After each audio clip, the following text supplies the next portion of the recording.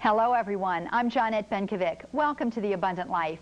One of the fundamental responsibilities of parents is the good and upright education of their children. Education, directed towards the formation of the human person in view of his final end and the good of the society in which he lives, is consistent with a Catholic worldview. Is such an education possible today? What forces are helping or hindering such an education? How can parents evaluate their children's schools? Can the educational system in the United States be reformed? And how? These are just some of the questions we will answer in today's program. Stay with us.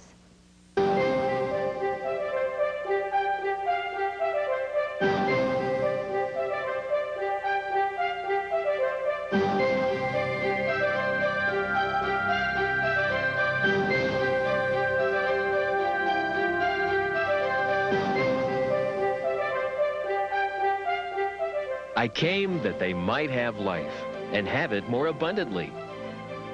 Living His Life Abundantly International presents The Abundant Life with Johnette Benkovic.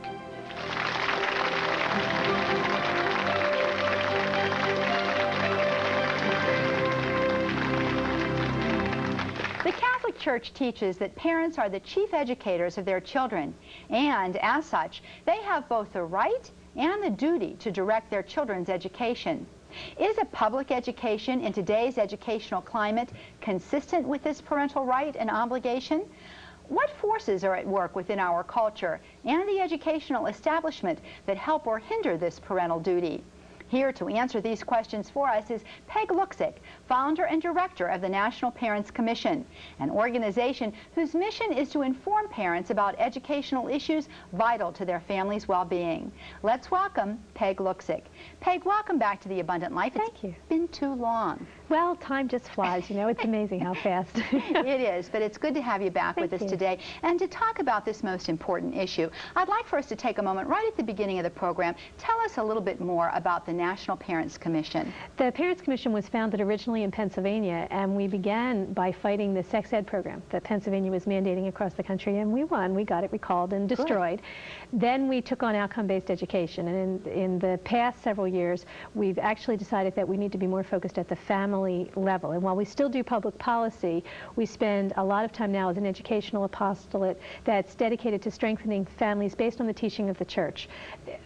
When you look at society, what we find is that there really aren't organizations, family organizations out there that are based on the Church and that really stress the importance of sacramental grace. And if we're really going to make a difference, you have to be based and grounded in the graces that come with the sacraments. And so we've moved into that area. We now have a radio, syndicated radio show and a Family Life Institute and some low-income work that we do. Well, that's wonderful, and such a needed organization today, because as we look at what's happening just across the landscape of the culture, we're finding many things that I think parents should be quite concerned about and quite upset about. Absolutely. Unfortunately, our secular society has done a very good job in convincing us that all of these trends and movements are for the betterment of society and for the betterment of our children. And this is not always the case. One of the areas that concerns so many parents is this area of education.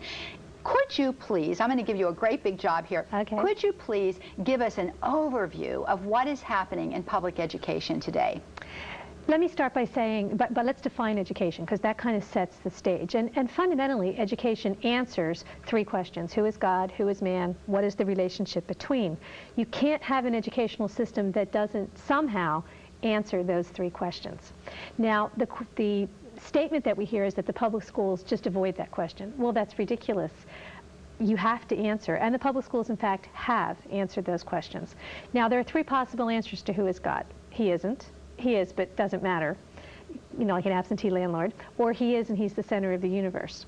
The public schools have said two things. They've said belief in the first two options, God isn't or doesn't matter, is superior to belief in a God who is actively engaged in your life. Because every time that there's a conflict between believing and non-believing, or the expression thereof in public schools, non-believing wins. Mm-hmm.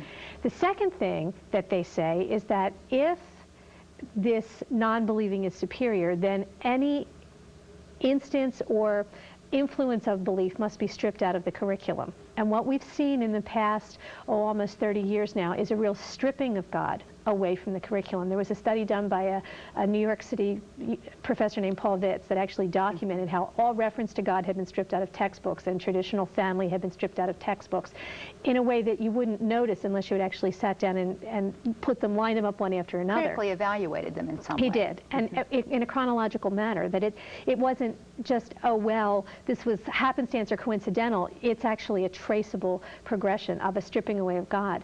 Now, when you do that, when you strip God away, certain things happen in education. Because if you say that there is no God, then what you've just said is there is no order. And if we trace through the curricular subjects, what we see is lack of order. We see math that used to be taught by memorization and formulas and a disciplined process, where kids are now looking at math questions that say, guess and check. Well, the whole point of math is that you don't have to guess. You're supposed to know. Or they're given problems that they can't possibly accomplish. Sixth graders who are given equations that if you knew algebra, you could solve them in a heartbeat. But they don't have the algebraic skills, so for them it's sort of an arbitrary, maybe I'll get it, maybe I won't, which pulls the order out of how they see the universe. And since math really is the language of order, it's the language of logic, it's the language of creation, everything else is based on it, when you pull the order out of that, you pull order away from children. Reading has moved away from phonics, which says there's order in communication and you can organize your thoughts, to whole language and all kinds of morphisms that have grown from that say it's arbitrary. Maybe you can memorize every word in the English language, but probably you can't. So everything's arbitrary. Science is now arbitrary. Kids who are not taught natural law and natural order don't see that they're not being punished, they're not victims when natural law operates in their life. If you take a drug inappropriately, it's going to have an effect. That's not a punishment, that's not a fluke, that's natural law operating. If you engage in behaviors that are going to expose you to certain viruses, you're going to get that virus, whether it's a sexually transmitted virus or AIDS or any of the other kinds of things that we now see happening in larger proportions. So what you find is that kids who don't find order, who see themselves as victims, who see the universe as arbitrary, and now we wonder why they act out in violence. Now we wonder why they don't control their behaviors. We see kids who are no longer taught that they're unique and priceless creations of a God who loves them desperately, but instead are random accidents of nature. Well, if you're a random accident and I don't like you, so what value are you? Or you get in my way, or you're not important enough or valuable enough. A very dear friend of mine was giving a lecture on the whole idea, talking about Nazi Germany and the tortures and whatever, and then comparing that to modern life and talking about some of the, for example, the Tuskegee experiments with where they injected. Yes. And one of the students said, well, you know, if these people are on death row, so what? They're going to die anyway. Why don't we just experiment on prisoners? And everyone in the class went, yeah, that makes sense to me, where instead of you being a creation, it's not sanctity of life, it's the whole idea of are you valuable enough, are you productive enough? So there's a whole different ethic that's operating with kids that really are very, very lost and aren't able to pull concepts together logically, aren't able to follow an argument. We looked at Bill Clinton and at some of his peccadillos when he was president, to put it kindly. If those had happened 40 years before, every father in the country would have been in Washington with a pitchfork. And there wouldn't have needed to be an impeachment. They'd have run him out of town on a rail, probably literally. And yet now we have a society that says, well, you know, there's not really absolutes and everything is, which is funny because they'll tell you there absolutely are no absolutes. And don't see that it's a joke. Yeah, contradiction in and of itself. Yeah. And of course, this is what we see with reference to the whole relativistic trend that has developed within our society. And this has been furthered within our nation's institutions. And we see this coming to bear and the consequences of such a worldview being wrought in the behaviors of our children today. Right. We look at this, and this is so antithetical to a Catholic worldview. Oh, absolutely. So antithetical to what we as parents, especially as Catholic parents, should be concerned about. How is this juxtaposed to what we would hope to see within our public school systems and obviously within our Catholic schools? Well, it's the exact opposite. And how do you know that? You know, I deal all across the country with parents, and my phone rings every day off the hook. And the first thing that parents say to me is, I want you to know I'm not a kook. Which always amazes me that that's the beginning of a conversation, but I've now had it so many times. I was the homeroom mommy. I baked the brownies. I went on the field trips. I asked one question and found my name in the teacher's lounge as the pariah, the virulent parent, the parasite, the whatever nasty name you want to. And I've thought about that a lot. Parents really are antithetical. If you're teaching disorder, if you have schools that are based on chaos, parents ask a deadly question, because when parents are confronted with a curriculum they don't understand, or a book they don't understand, or a practice, they come in and say, why did you do that? Well, chaos hates that word, why, because you're supposed to say because, and there isn't a because, and because parents represent order. The whole concept of traditional two-parent family is based on there's an order in the universe and it's ordained by the God who created it. Well, if you're trying to undermine that order, the idea of that traditional family, mom and dad and kids, and authority flowing down through is absolutely antithetical. So if you look at how public schools, unfortunately the plurality today, teach parents, they see parents as a vice. They see parents as an enemy. They see parents as a problem. I spoke at a national a school administrators organization. It was a debate, and I was one of the debaters. And what I heard over and over again was public school administrators from all across the country talk about what a problem parents were and how terrible it was that parents were involved asking questions, not just acquiescing or going along with, but asking questions or asserting their rights or wanting information or wanting their children to be preserved in their own value system. And they saw that as a problem. Let me ask you a question, and I want to come back to that statement in a moment. So if I forget, you take me back there, Peg. But let me ask this question. You know, we're making some big statements here about education, and we're making some big statements about the landscape of the classroom today, and, if you will, the philosophy upon which that classroom is structured or not structured. And we are talking about well-intended individuals who are teachers in those classrooms. We're also talking about curriculums that are in place. Is there always a full knowledge on the part of the teacher in the classroom that this is the movement of the curriculum that they are being brought to present? No, there isn't always a full knowledge, and in some cases teachers in classrooms are actively trying to undo what they're seeing happening around them, and God bless those people who are trying to do that.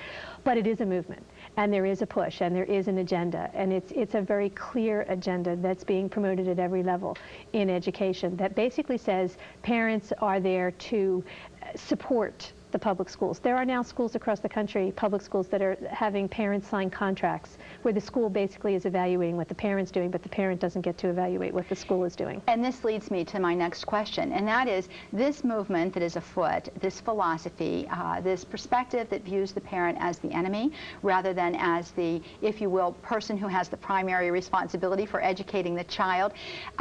Where is that being born? Where is this philosophy finding its roots?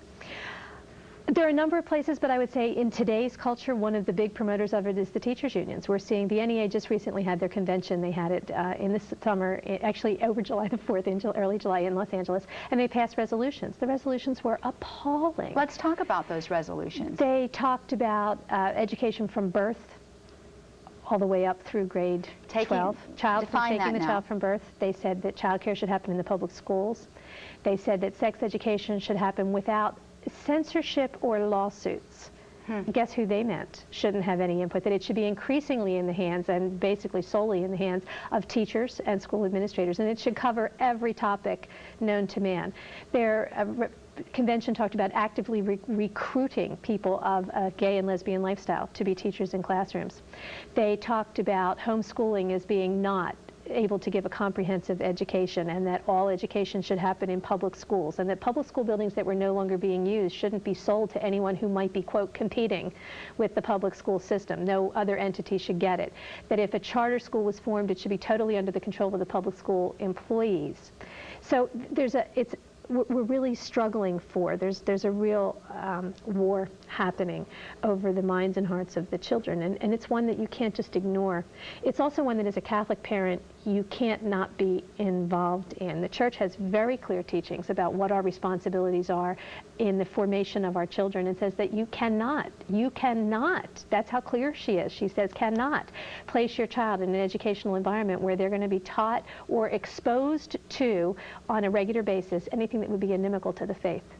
It's very clear. That's a very strong statement. You know, as you share with us the facts as you're presenting them to us today, it really makes us see that in a very real way, the teachers union, if that is the platform that it supports, sees itself as the one who should have control of the child, and there would be a war that would exist between the surrogate parenthood of the teacher union and the authentic parenthood of a child's biological and emotional parents. Absolutely. I mean, at the federal level, there's some real interesting language that has come down, and maybe it'll help people understand, because this is, for so many people, it's like there's so much wrong with the world. Don't tell me the schools are bad too. I can't cope with one more problem.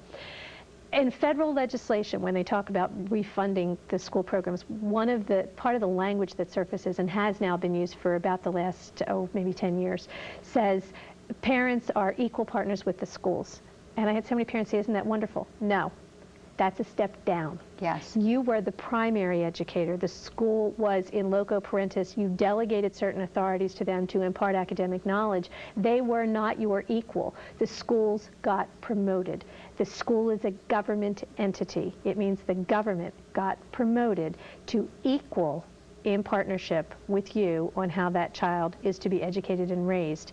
Equal really isn't equal, because think of the pocketbook of the local government school. Think of the legal authority. Think of the might that they can bring to bear. There are cases all over the country of parents who didn't want their children, for example, to take one of the drugs that are often prescribed and found themselves called into the Child Protective Services. Parents who didn't want their children to participate in a particular curriculum and their kids were sat in hallways. So you're not really equal, because a child is always in the middle here. And the government can bring lots of influence and lots of pressure to bear on an individual family. Is it the same across the country? Are all public schools of this ilk? It would not be fair to say that every public school is identical. That would not be a fair or an accurate statement. It would be fair to say that the philosophy that is being participated in and now promoted by the federal government. Remember, when Carter was elected president, he was supported by the NEA, and one of the reasons that they supported him was because he promised to create a Department of Education. There is a Department of Education now at the cabinet level. They wield enormous power. In the past several months, the state of Minnesota's elected representatives, after the influence and the lobbying effort of individual citizens, wrote to the U.S. Department of Education and said, okay, we're going to take this federal money, but we're going to do this based, we want flexibility to meet the needs of the children and the citizens here in Minnesota. And the U.S. Secretary of Education wrote back and said, oh, no, you won't. You have to do what we say the way we say it. So there's an enormous amount of influence, and it's an increasing influence from the federal level down into education. The NEA is a big part of what the federal government does. You can't separate the two. Well, when we come back, we're going to be talking more about the NEA. So friends, I hope that you'll stay with us for this important program. We'll be right back.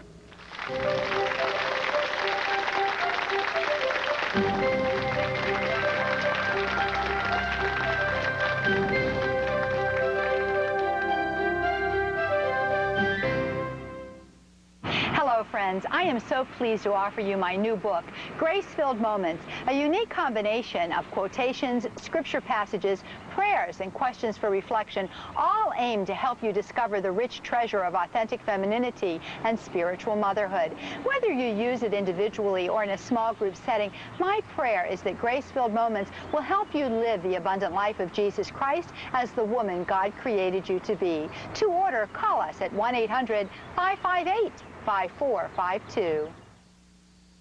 The Mass is a true sacrifice. By means of the mystery of the Eucharist, the sacrifice of the cross, which was once carried out on Calvary, is reenacted. The sacrifice of our redemption is renewed at each Mass. As often as the sacrifice of the cross, in which Christ, our Passover, has been sacrificed, is celebrated on an altar, the work of our redemption is carried on. Living His Life Abundantly presents My Soul Magnifies the Lord, a rosary meditation that will lead you into the heart of Jesus. Pray along in the car or at home. Listen alone or with others. Included are all 15 decades and beautiful meditations that offer an inspiring prayer experience. To order My Soul Magnifies the Lord on audio cassette or CD, please call 1-800-558-5452.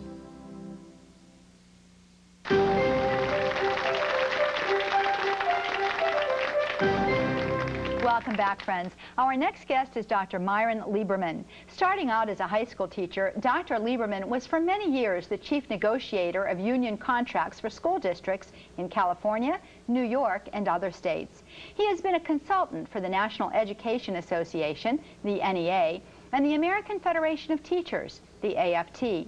He has also been a university professor and has authored several books, including this one, The Teacher Unions, How They Sabotage Educational Reform and Why. Let's welcome Dr. Lieberman. Dr. Lieberman, welcome to the Abundant Life.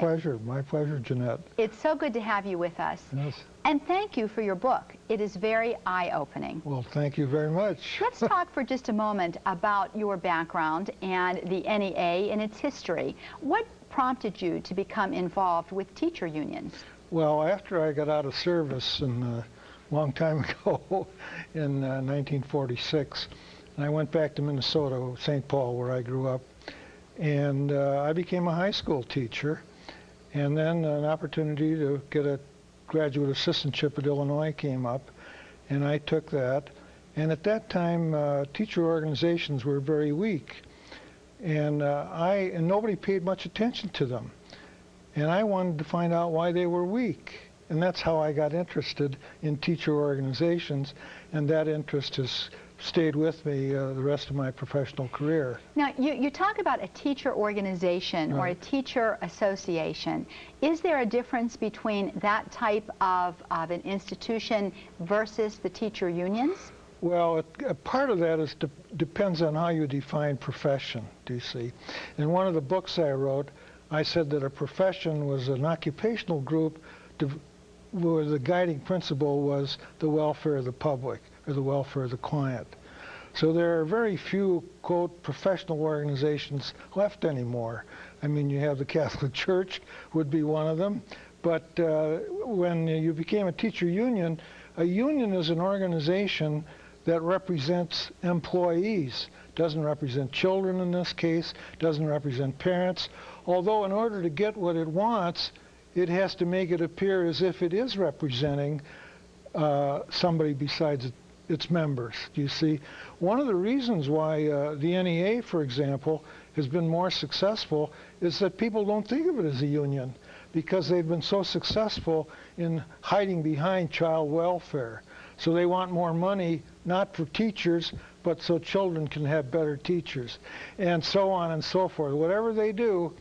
Now, when auto workers go on strike, everybody knows it's for the benefit of the auto workers. When teachers go on strike, it's never for the benefit of the teachers. It's supposed to be for the benefit of the children. But this actually is not the case, is it? No, it isn't. But I'm saying they've been very successful, much more so than any other organization, in concealing the interest of the union, which is a distinct interest from the interest of the teachers, from the welfare of the public. Let's talk for just a moment about that whole way of relationship, if you will. How does a collective bargaining situation put, if you will, a divide between the teacher and the student? Well, that's a very important question that is much neglected. Most people do not read the contract that's signed between the teacher union and the school board. But that contract sets this is in most states, not in Alabama, for example, but 39 states have bargaining laws where the most money in the school system goes for teachers, and most of what teachers do is governed by the collective bargaining agreement. The agreement says, when do you have to show up at school? When can you leave? In other words, how long do you have to stay after school to help children? How many evening meetings a week do you have to go to? Do you see Yes. issues like that? Those are the things that the parents ought to be most concerned about, and most parents, and they're not at the table when that agreement is being negotiated between the teacher union and the school board. When the union comes in there, it wants to shorten the load of the teachers. It wants them to come in as late as possible and leave as early as possible. It wants them not to be bound by evening meetings. It wants them not to be bound to have to call parents or to work on Saturday. And so all these things that parents would be deeply concerned about are negotiated away, and the parents aren't there at all. You know, and of course we have to mention too that in this collective bargaining situation, issues such as tenure, teacher certification, the ongoing continuing education of the teacher, all of which would lend credibility or hopefully professional skills to the teacher, are often part and parcel of what is negotiated Oh, here. absolutely. And because the unions, one of the reasons they're so powerful, and most people don't realize this, they're basically a political organization. And we ought to talk about that some more. But the union will come in. Let's say you have a question like, what courses should teachers take to get a raise on the salary schedule, which is the way teachers are paid, by length of service and the amount of college credit. And the union will come in there and say, well, we think the teacher should be free to choose the courses because they know what they need. And so a school board will foolishly agree to that. Then the teachers will take courses because they're the easiest or because they want to prepare for another occupation. And there's no, and they're spending the public money by getting this salary, these courses, but there's no direction or guidance or anything like that on what they take. And that's the kind of question that's being settled in this country in school district after school district. The parents don't know anything about it. The public doesn't know anything about it. And it's going to be a tough problem to get people to understand what's at stake. Has there been, in your estimation, a direct relationship between the growth of the teacher unions within the United States and the powerful clout that they hold, and the, if you will, the problems that we're seeing in public education, the lack of preparedness of our students, the dumbing down of our children? Well, this is, of course, a very big issue, and the unions, of course, will argue that they've had a beneficial effect. I concluded in my book, and I think there's been more support since then, that overall the unions have had a negative effect on, and I don't see how it could be the reverse.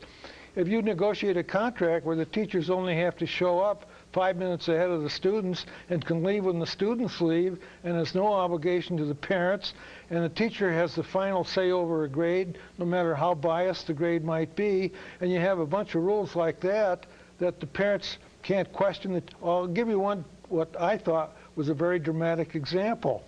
Many contracts have a clause that if a parent makes a complaint, that the teacher is entitled to have a union representative when the parent makes the complaint.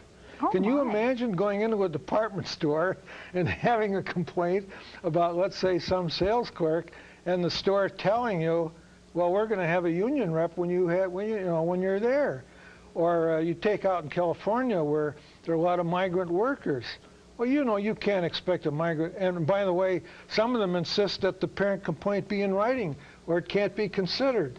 Can you imagine a migrant worker who's only going to be in their area for a month or two having to prepare a report, a written report, and go to a meeting with a union representative and a parent?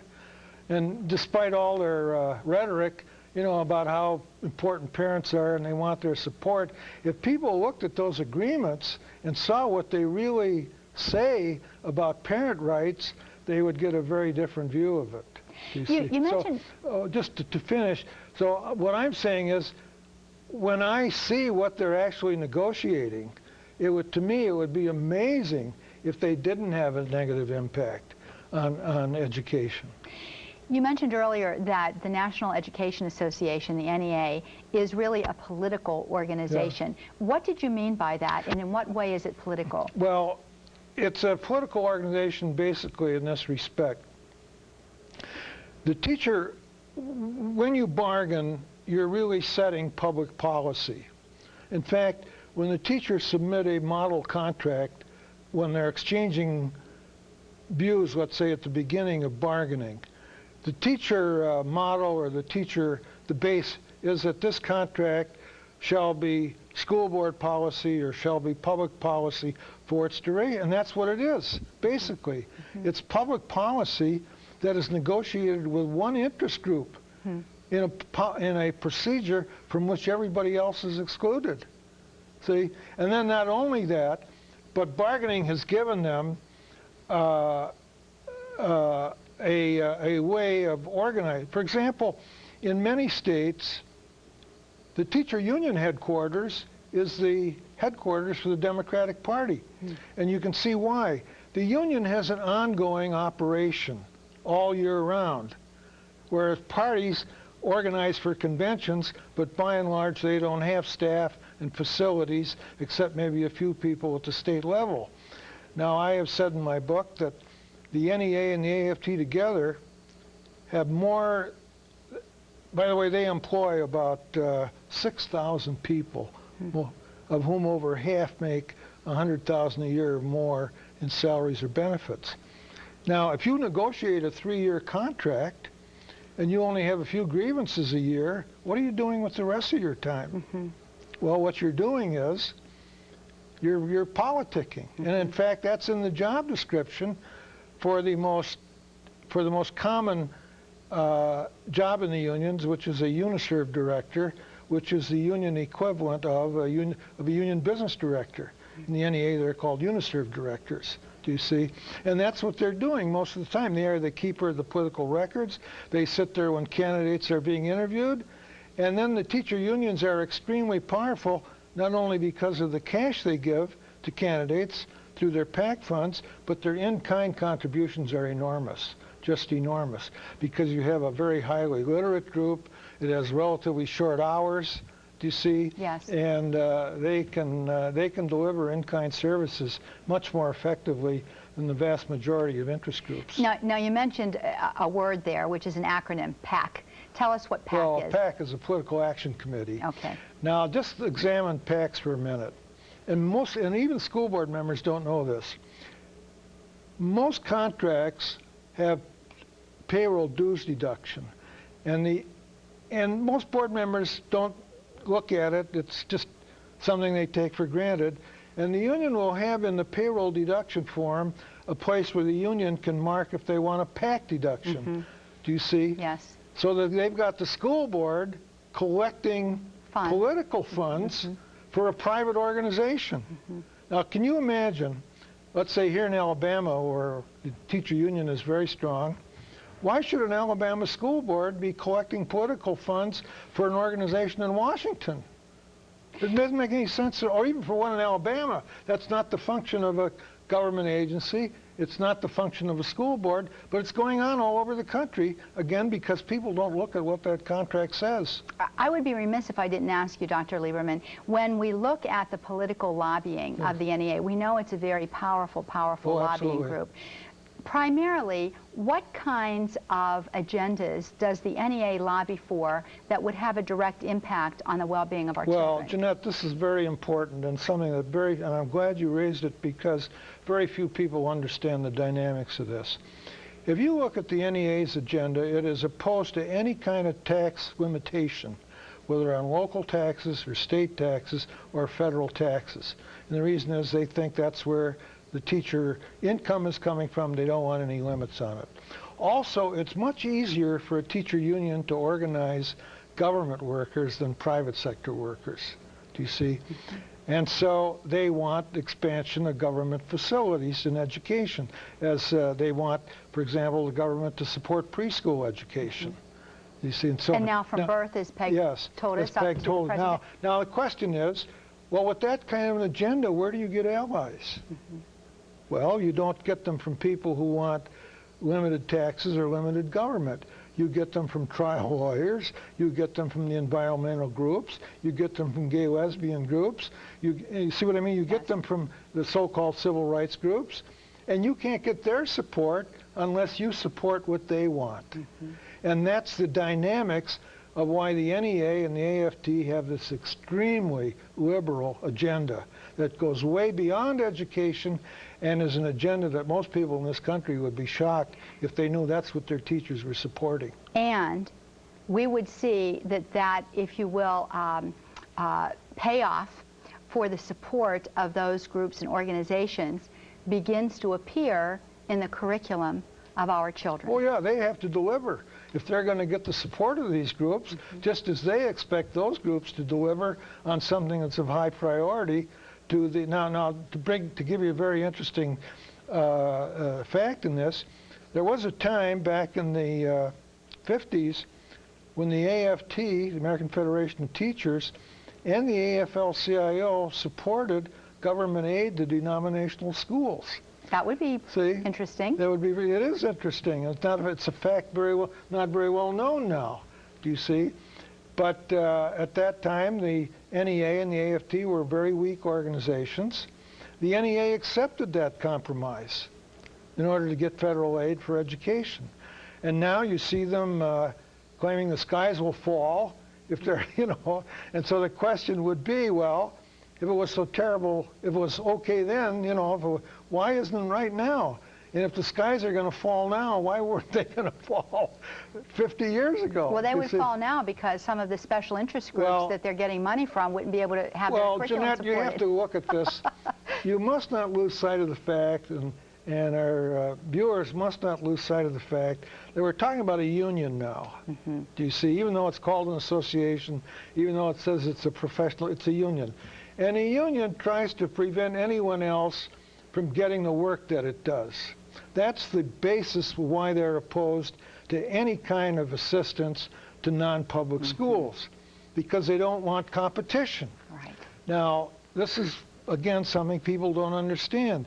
The NEA and the AFT realize that union membership has been dropping in the private sector. Back in 1950, 36% of the private labor force was unionized. Today it's only about 9%. Right. Why? Because in the private sector there is more competition. Right. The automobile industry has competition that did not used to be just the big three. Right. And so in those industries where there's been competition, union membership has dropped. And the teacher unions understand that very well, and they know that competition will be deadly to their prestige and the power of the unions and the salaries and perks of their membership. And that's the basis. They have a monopoly, and they're going to hang on to it no matter what. And the interesting point that you bring out in your book is that as union membership has dropped in the private sector, in the school sector, it has risen. It just mushroomed. Yes. You know that, for example, I would say probably that 75 to 80% of the public school teachers in the United States are now covered by a collective bargaining agreement. And back when collective bargaining got started, the first contract was in 1962. None of them were organized at that point. It's phenomenal, phenomenal. When we come back from our break, we're going to talk about parents and what parents can do. And friends, we'll be right back. Stay with us.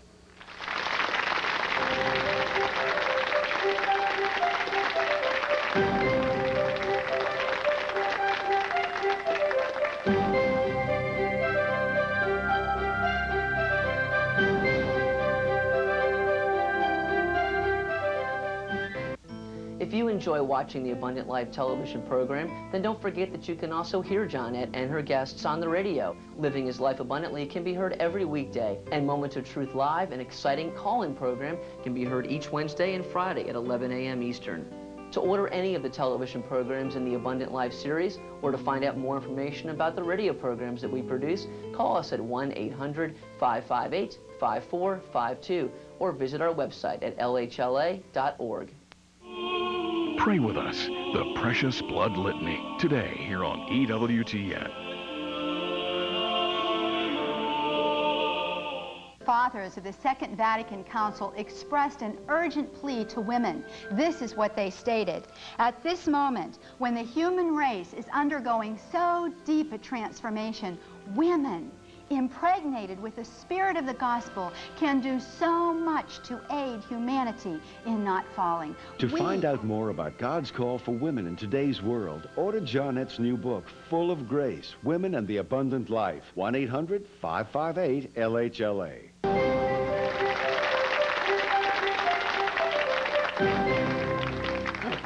Welcome back, friends. We're visiting with our guest today, Peg Luksic and Dr. Myron Lieberman, and we're talking about the position that parents play in the education of their children and what are some of the factors in our culture today that prevent the parents from having the full impact that they should have in their children's educational lives. You know, as we went to our break, we mentioned that, you know, parents obviously are not familiar with all of what we're discussing today. I haven't been until I began to do my research for this program as well.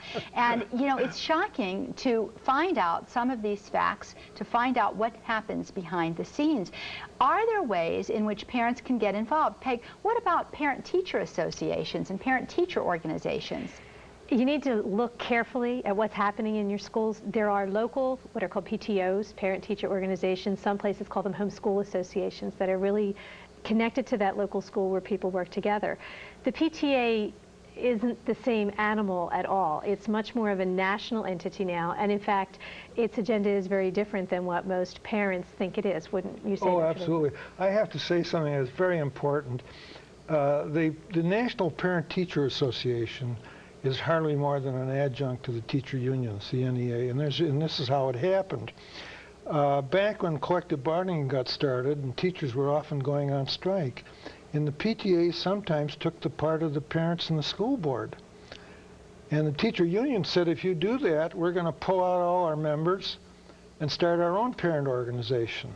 So here you had the PTA, which was at the mercy of the teachers. And so finally, the PTA agreed that it would adopt a position of neutrality on bargaining issues.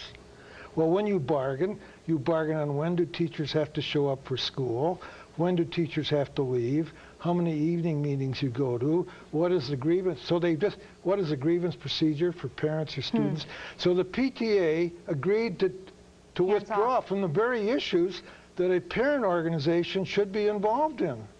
So they just withdrew, and so they will not say anything about it, no matter how inimical that agreement is to the welfare of parents and students.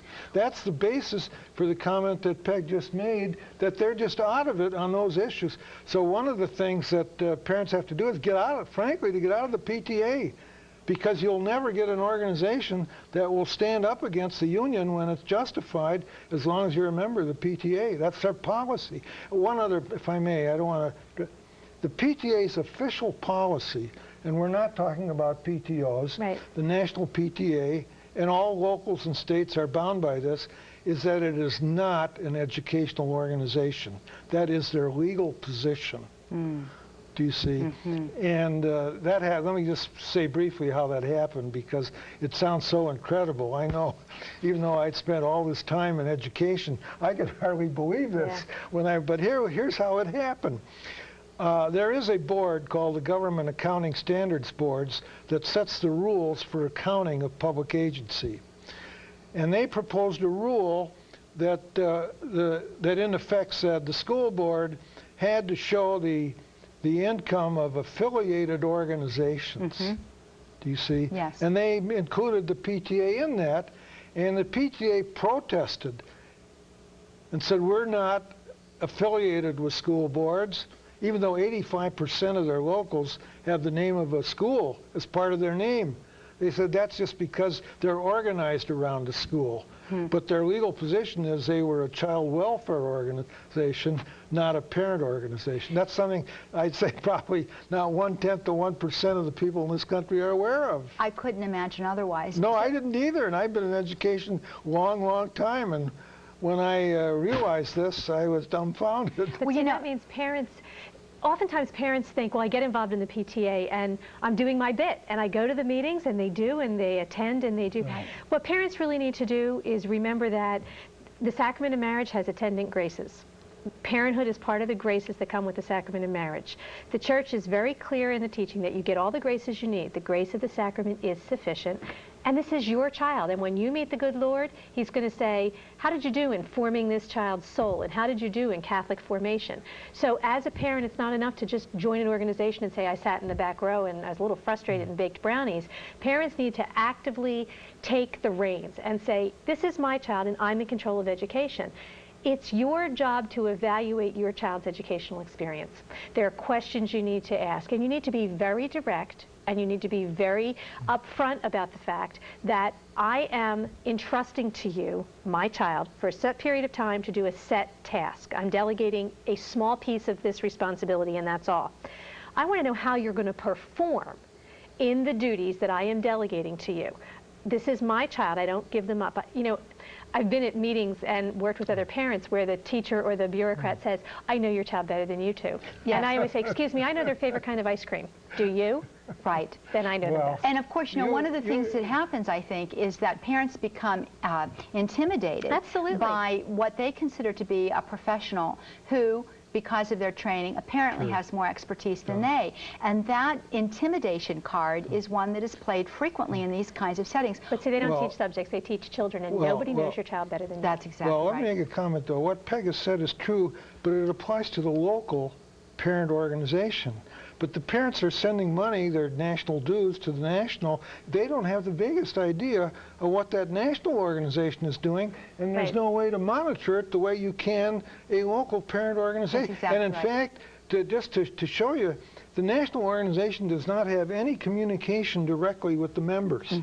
When they have something to say to the members, they send it to the state organization, and the state is supposed to find the means to get that word out. So there is no intercommunication between the national and the membership, and the membership has no way of directly getting back. And only a very small percentage gets to be a delegate to the national convention. And so who knows how that national organization they don't know, is and that's exactly the point. So that what Peg is saying is completely valid at the local level, and those local PTAs often do a lot of good, but they don't know what's happening to the money they send to the state and the national. And what they don't realize is the political impact. Whether organization or not, it's your child. You have to direct the educational experience your child has. You need to ask questions, and if you don't like the answers, ask things like, how is academic excellence rewarded? What happens if I have a complaint? I want to see the process. How are textbooks chosen? Are parents part of that program?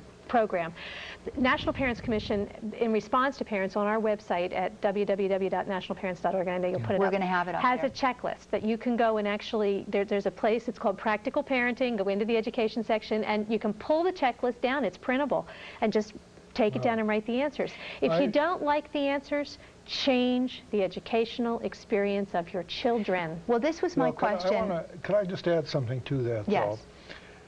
though? One of the problems is that even with the questions that Peg has just raised, people are going to disagree on what the answer should be. And one of the problems that's not realized is that public schools now are probably the most divisive institution we have. Because as you get more and more diversity in this country, and there's more and more disagreement, we're spending more and more of our energy arguing about it. We don't argue about what grocery store you should go to or what doctor you should go to. I hope we don't get to that point, and all these other things.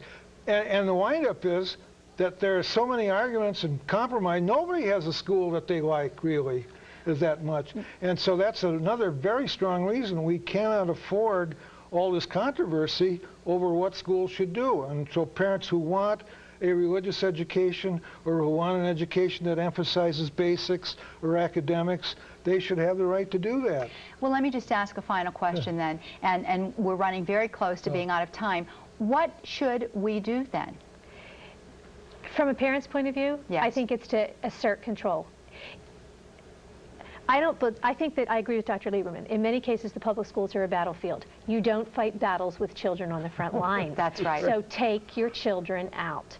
The church is very clear that this is your responsibility, that you cannot have your children in a place that's inimical to church teaching, that will hinder the salvation of their souls.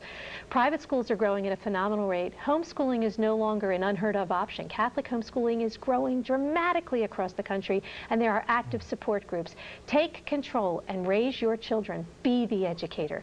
God will be there to help you. Well, I want to thank the two of you so much for being with us today. Pleasure. It's very clear to me we could have spent at least another hour on this topic, but you have given us so much to think about. You have given us so much to direct and guide us as we try to make these most important decisions regarding our children's welfare and well-being. Thank you, Dr. Lieberman. Welcome. Thank you, Peg. And friends, when we come back, Father Ed Sylvia will be with us, and he'll have some words of wisdom, so stay with us.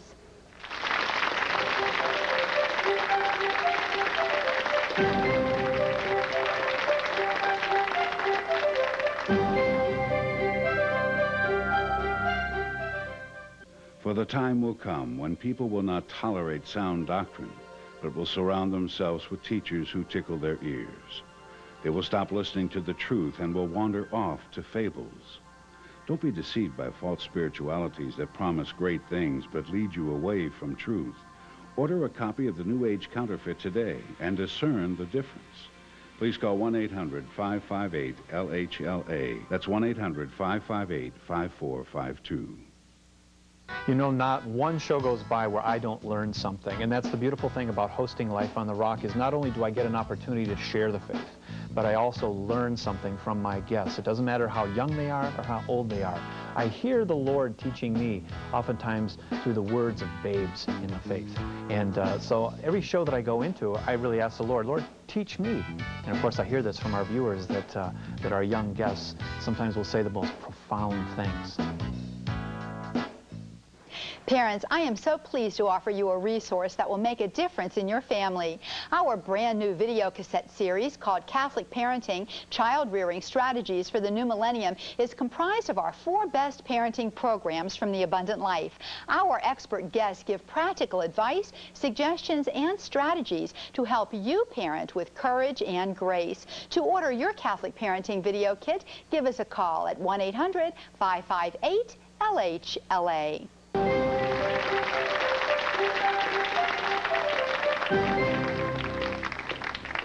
Welcome back, friends. Father Ed Sylvia is with us, and he has some words of wisdom, so let's listen. All that our speakers have shared with us today touch closely to my heart and to my history. Many of you know that I was a public school teacher, and out of public school teaching was called to the priesthood. I was a member of the NEA, a lifetime member, and president of a teachers association. But you know, in the midst of all that God has done, both in my heart and I know Jeanette's heart as well, the concerns about education are ever persistent. A recent president of a Christian college wrote these words. He said, "The people in public schools today confuse education with social engineering." And then later he concludes his essay with these words. He says, "In The Abolition of Man," a book written by C.S. Lewis, Lewis points out the consequences of trying to use education to remake society. Lewis says this, he says, "Human beings don't reform, they disappear along with their freedom." That's what's at stake in the fight over education. We must do what we can to curb the power of these social engineers in the short term, for ultimately we must overturn them. The challenge is to realize that, as the Catholic perspective on education reminds us, we are in this for the long haul. We are concerned about the formation of persons, not only for this life, but unto life everlasting. Education is meant to bring ultimate freedom, a freedom lived now that moves us to bring others to greater freedom. But it isn't just a freedom from, it is a freedom for. And those ultimate goods must be ever in our sight. We must see the true goals of education, and they must continue to challenge us as parents, as priests, as interested good citizens, that we might play our part, that all young people might come to enjoy that freedom for the right reasons and in the right ways. Get involved. Be part of this bringing about true reform, so that all might know truth in its entirety and be empowered to live it accordingly. May God give us that strength as we keep our eyes on the cross. May He bless us, Father, Son, and Holy Spirit. Amen. Thank you, Father Ed, for those very good words. Friends, we have some good resources for you today. If you would like to have a copy of our program, it's number 232. It's called the NEA, Undermining Education. It's a tape that I think you need to get and share with those that you care about, with your family and with your friends. To order a copy, give us a call at Living His Life Abundantly. Our toll-free order line is 800-558-5452. Would also like to offer you a copy of Dr. Lieberman's book, Teacher Unions, How They Sabotage Educational Reform and Why. It too is available for you through Living His Life Abundantly. And you know, friends, we want you to go out and to take a look at the National Parents Commission's website. It's a great website, excellent resources available for you there that will help you to have a better understanding about your role in your children's education. The website address is www.nationalparents.org. There's also a toll-free telephone number. It's on the screen for you. It's 1-877-852-2595. Go out there, check it out, give a call. You'll get your questions answered, I know. All of us as Catholic parents need to be concerned about raising our children in the faith and helping them to understand the rich treasure that we have. Catholic Parent Magazine will help you to do just that. It's filled with articles that will improve your parenting skills and help answer many questions for you. To order your subscription, call us at 800-558-5452. And you know what? We always want to hear from you too. Our address is there on the screen for you. Note that it's been changed, and we also have an email address. You can email us at info@lhla.org. Visit our website too. It's www.lhla.org. And so, friends, until we are together again, may the abundant life of Jesus Christ be yours, and may God bless you.